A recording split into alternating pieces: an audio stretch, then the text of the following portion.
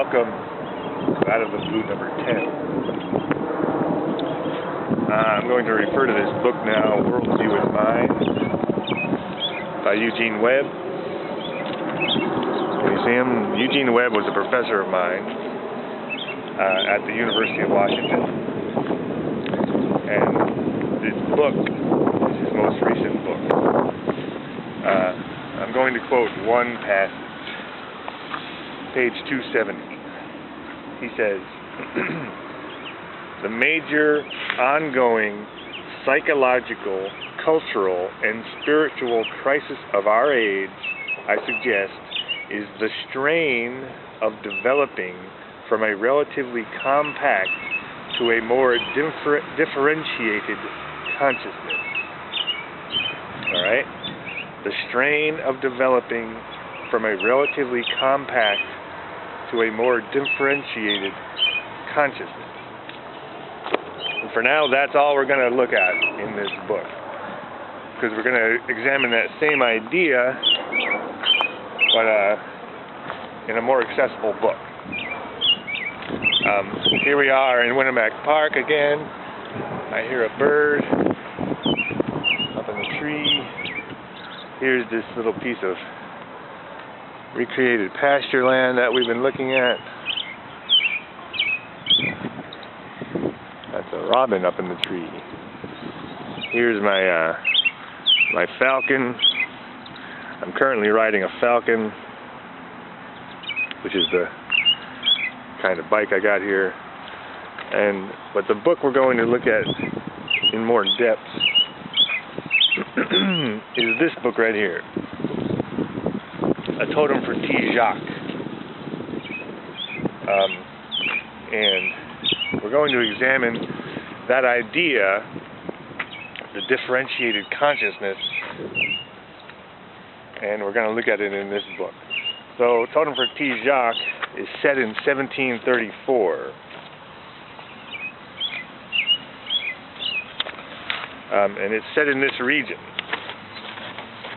So, here's a map. As you can see there, that's Illinois and Indiana.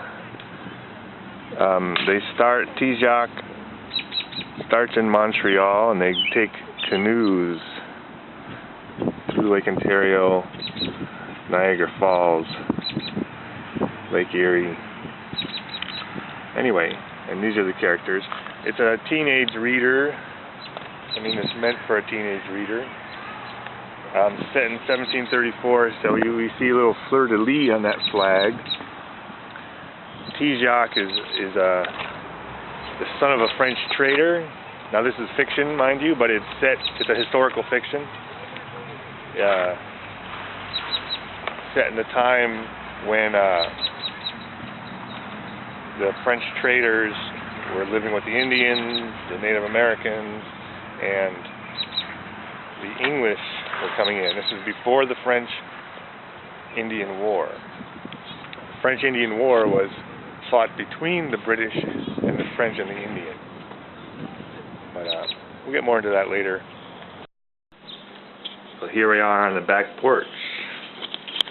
And here's the back porch dictionary, which says, French and Indian War.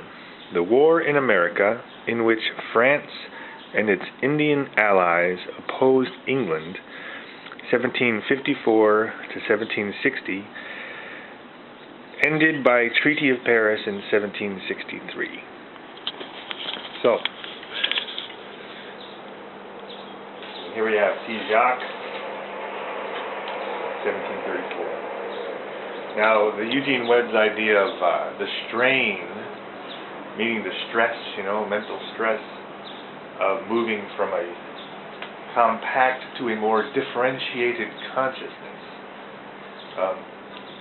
That's exactly what's happening to Ti-Jacques, because Ti-Jacques is going from Paris to the New World, right? So I'm going to read a page and a half from chapter 1, and we're going to go slowly through this book. Let's get a better lighting situation, huh? There we go. Chapter 1. On the St. Lawrence, May 15th, 1734. The boy glanced over his shoulder at the black cloud, crouched like a lynx over the wide St. Lawrence River. The storm had glowered all day at the 3 birch-bark canoes gliding southwest along the shore. Muscles flexed and paddles glinted as the voyagers, with quick, powerful strokes, sent their 25-foot craft hissing through the water.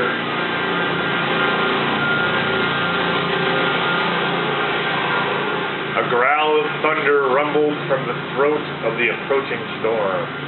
The wind, rising suddenly, laced the river with white caps and sent a wave splatting into the canoe at the boy's feet. "You there, Ti-Jacques, bail!" The rough voice of Pierre Rouge, the bearded steersman, jarred against the boy's ears. The boy, seated in the center of the front canoe, beside an older man, the bowman and 2 middlemen in front of him, the steersman and 2 more middlemen in back, twisted his body around.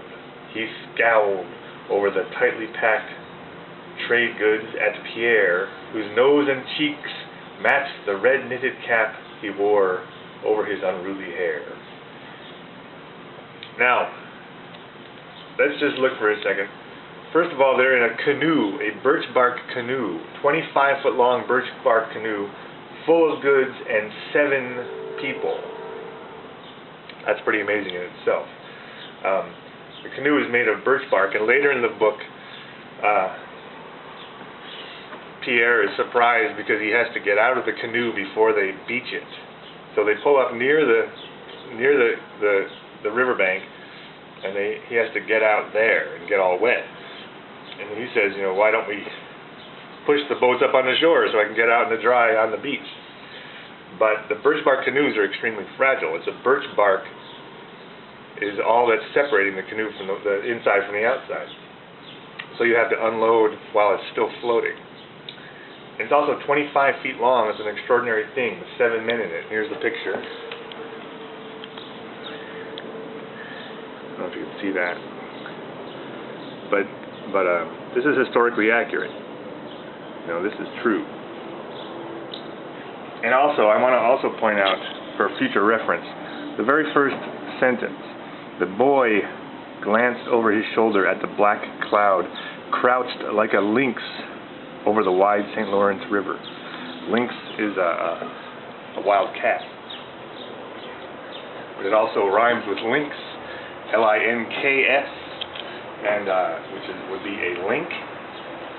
And we also live here. Illinois is the land of Lincoln, which you could pun into the land of Lincoln. Anyway,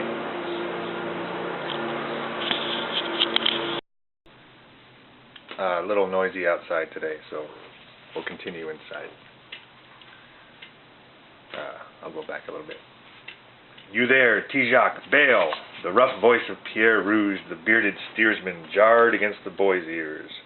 The boy, seated in the center of the front canoe, beside an older man, the bowman and 2 middlemen in front of him, the steersman and 2 more middlemen in back, twisted his small body around. He scowled over the tightly packed trade goods at Pierre, whose nose and cheeks matched the red knitted cap he wore over his unruly hair. "Oui, monsieur," the boy muttered. Pushing his ruffled shirt cuffs to his elbows, he leaned forward, seized the large sponge at his feet, and plunged it into the water that sloshed about his buckled shoes. He let it soak for a moment, then wrung it out over the side of the canoe. Another wave hit and sent a fan of spray into his face. He paused to wipe the water away with the sleeve of his blue velvet jacket, but the drops only smeared along his cheeks. "By the tail of the beaver, garçon, you move like a toad in January." Pierre's words struck him again. "If you do not bail faster, little Jacques, we shall end up at the bottom of this river." So, setting the scene, we have May 15, 1734. Ruffled shirt cuffs and a blue velvet jacket and buckled shoes are what Ti-Jacques is wearing at the beginning of this book. So some readers might read that passage about Ti-Jacques bailing out the boat with a sponge and think, well, where did they get a sponge in 1734, right? Because when we think of a sponge, we think of something like this that you do your dishes with. But back then, there's also naturally occurring sponges like this. This is a loofah, and it's a natural product. So back in Ti-Jacques' day, 1734, they had these big puppy sponges, kind of like this. This is a made-in-China car wash sponge, but this imitates a natural product. And so Ti-Jacques would have had, or the boatsmen, the voyagers, would have had these natural sponges. And I want to use that to illustrate the idea of a differentiated consciousness. Because when Eugene Webb says something like the movement from a compact to a more differentiated consciousness, what exactly does that mean? And basically it means that you know more. You have more differentiated ideas in your mind or your consciousness. So it's like a mind expanding, they talk about mind expanding drugs.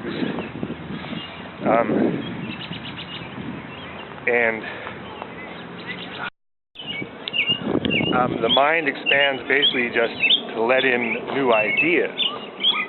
So by expanding your consciousness, it really just means learning new things. Learning new words, learning new meanings for words you already know. You know, you learning about new kinds of sponges. So if you think a sponge is just a blue thing that you do your dishes with, then you find out it can be this big puppy thing that comes out of the ocean and has been used for thousands of years. Well, now you've learned something new. You have differentiated your consciousness. So with my use of the dictionary and my use of words, a lot of what this is about is expanding in a literal way your mind. Expanding your mind, which just means fitting in new stuff, new ideas. So that's it for today, but I wanted to point out that here in our little patch of grass, we have our first signs of color, some daffodils, a little bit of yellow.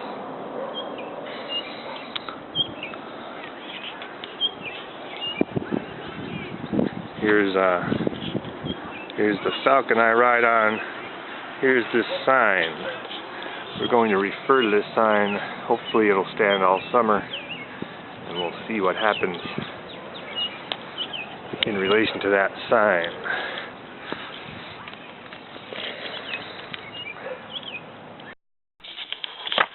Correction. Those are dandelions, not daffodils.